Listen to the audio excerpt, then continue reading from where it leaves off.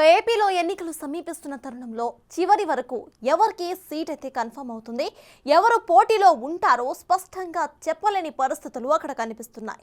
B Pharm ఇచ్చేంత వరకు కూడా అతనే అభ్యర్థి అనుకున్న వ్యక్తిని కాదని కొత్త వారికి బీఫామ్ ఇవ్వడం రాష్ట్ర వ్యాప్తంగా కూడా ఆ సెగ్మెంట్ని వార్తల్లో నిలిచేలా చేసింది. ఇప్పుడు ఏకంగా ఆ ఇద్దరు వ్యక్తులు కూడా పోటాపోటీగా నామినేషన్స్ దాఖలు చేయటం తీవ్ర చర్చనీయాంశంగా మారింది.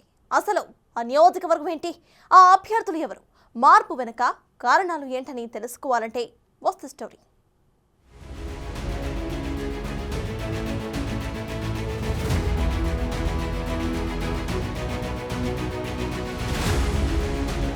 వైసీపీని గద్దెదించడమే లక్ష్యంగా పొత్తు లెక్కలతో త్యాగాలు తప్పవని టీడీపీ చెబుతూ వస్తోంది. ఈ క్రమంలోనే పార్టీ అధినేత చంద్రబాబు నాయుడు ఆచితూచి పక్కా ప్రణాళికలతో ముందుకు వెళ్తున్నారు. అందుకుగాను ఎక్కడా కూడా రాజీ పడకుండా గెలుపు గుర్రాలకే సీట్లు కట్టబెడుతున్నారు. సీటు వ్యవహారాలపై ఎప్పుడు ఏం జరుగుతుందో, ఎవరు అభ్యర్థిగా ఖరారవుతారో లాస్ట్ మినిట్ వరకు సస్పెన్స్ గానే ఉంటుంది.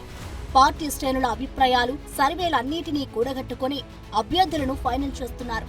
అయితే ఇన్ని రోజులు ఈ రీజన్స్ తోనే అనంతపురం జిల్లా మడకశిర నియోజకవర్గం క్యాండిడేట్ గా ఎవరు ఫైనల్ అవుతారా అని చర్చ జరుగుతూ ఉంది. కానీ అనూహ్యంగా ఇన్నాళ్లు అనుకున్న అభ్యర్థిని కాదని కొత్త వ్యక్తికి బీఫామ్ ఇచ్చారు చంద్రబాబు. ఏకంగా వారిద్దరూ పోటాపోటీగా నామినేషన్లు దాఖలు చేయడంతో రాష్ట్ర వ్యాప్తంగా మడకశిర నియోజకవర్గం హాట్ టాపిక్ గా మారింది.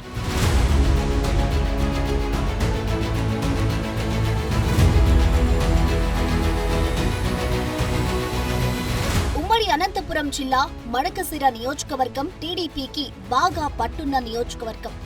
ఎస్సీ రిజర్వ్డ్ అయినా కూడా ఇక్కడ మొదటి నుంచి టీడీపీ ఆధిపత్యం బాగా కొనసాగింది. కాంగ్రెస్ నేత రఘువీరారెడ్డి వచ్చిన తర్వాత ఆయన నిర్ణయించిన అభ్యర్థి కాంగ్రెస్ తరపున గెలుస్తూ వస్తున్నారు.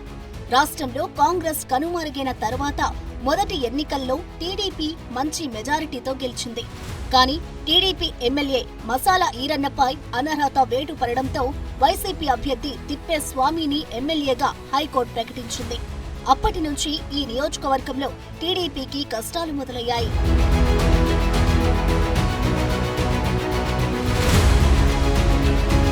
నియోజకవర్గంలో పార్టీ కార్యక్రమం ఏది ఏర్పాటు చేసినా గ్రూపు తగాదాలు బయటపడుతూ వచ్చాయి. ఇక ఎన్నికలు సమీపించిన తరుణంలో మొదటి అభ్యర్థిగా మాజీ ఎమ్మెల్యే మసాలా ఈరన్న తనయుడు డాక్టర్ సునీల్ కుమార్ ని అభ్యర్థిగా ప్రకటించారు. దీంతో ఆయన వ్యతిరేక వర్గమైన తిప్పేస్వామి సునీల్ కుమార్ అభ్యర్థిత్వాన్ని పూర్తిగా వ్యతిరేకించారు. అన్నీ సర్దుకుంటాయి అనుకుని అధిష్టానం మొదట్లో కామ్గా ఉంది.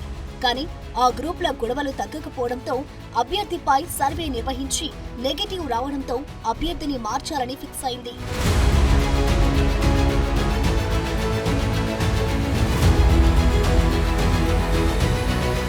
ఈ క్రమంలోనే దళిత ఉద్యమ నాయకుడు ఎంఎస్ రాజుకి మడకశిర అభ్యర్థిగా అవకాశం కల్పిస్తారని ప్రచారం జరుగుతూ వచ్చింది.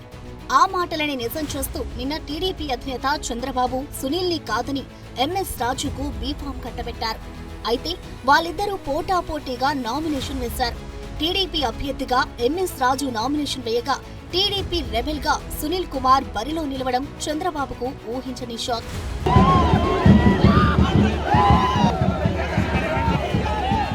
అందరితో మమేకమవుతూ ముందుకు వెళ్దామని ఎంఎస్ రాజు స్పష్టం చేశారు. టీడీపీలో కష్టపడితే పదవులు వస్తాయనడానికి తానే నిదర్శనమన్నారు. దళితులపై ఎక్కడ దాడులు జరిగినా ముందుండి పోరాడానని, ఎన్నో ఉద్యమాల్లో పాల్గొన్నారని ఆయన అన్నారు. అనంతపురం ఉమ్మడి జిల్లాలో దాదాపు 20 సంవత్సరాలుగా దళిత బహుజన అనేక ఉద్యమాల్లో అన్ని వర్గాల ప్రజల కోసం పోరాటాలు చేయడం జరిగింది. తెలుగుదేశం పార్టీలో క్రియాశీలకంగా తెలుగుదేశం పార్టీ ఎస్ఎస్ఎల్ విభాగానికి రాష్ట్ర అధ్యక్షుడిగా అనేక పోరాటాలు చేయడం జరిగింది. తెలుగుదేశం పార్టీ కోసం కష్టపడి పనిచేస్తే ఖచ్చితంగా న్యాయం జరుగుతుంది, అవకాశాలు వస్తాయనడానికి నేను ఒక నిదర్శనం.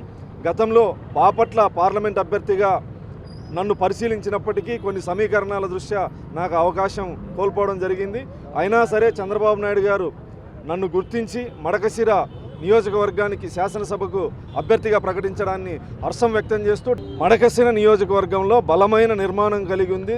సీనియర్ నాయకులు, పార్టీ పదవులున్న నాయకులు, గ్రామీణ స్థాయి నుంచి బూత్ స్థాయి నుంచి అందరినీ సమన్వయం చేసుకొని పనిచేయబోతాము. మరోవైపు మడకశిర నియోజకవర్గంలో డాక్టర్ సునీల్ కుమార్ కూడా టీడీపీ రెబల్ అభ్యర్థిగా నామినేషన్ వేశారు. ఈ కార్యక్రమానికి కార్యకర్తలు, అభిమానులు వేలాదిగా తరలివచ్చారు. టీడీపీకి వ్యతిరేకంగా నినాదాలు చేయడం చర్చనీయాంశంగా మారింది.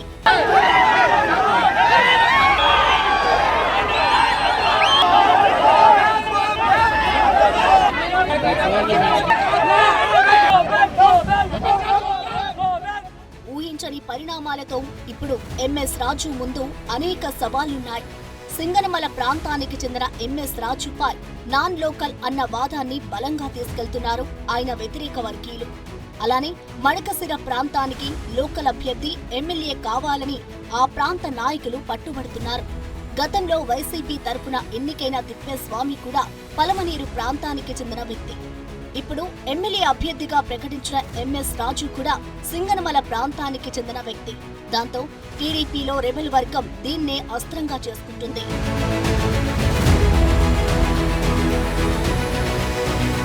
ఎంఎస్ రాజు అభ్యర్థిత్వాన్ని మాజీ ఎమ్మెల్సీ తిప్పేస్వామి పూర్తిగా బలపరిచి మద్దతిస్తున్నారు. దీంతో ఇప్పటికే నామినేషన్ దాఖలు చేసిన సునీల్ కుమార్ ఏం చేస్తారన్నది ప్రశ్నార్థకంగా మారింది.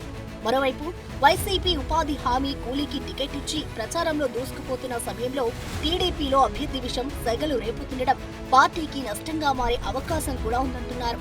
విడవమంటే పావుకు కోపం, కరవమంటే కప్పకు కోపమన్న సామెతలా తయారైంది మడకసిర టీడీపీ పరిస్థితి.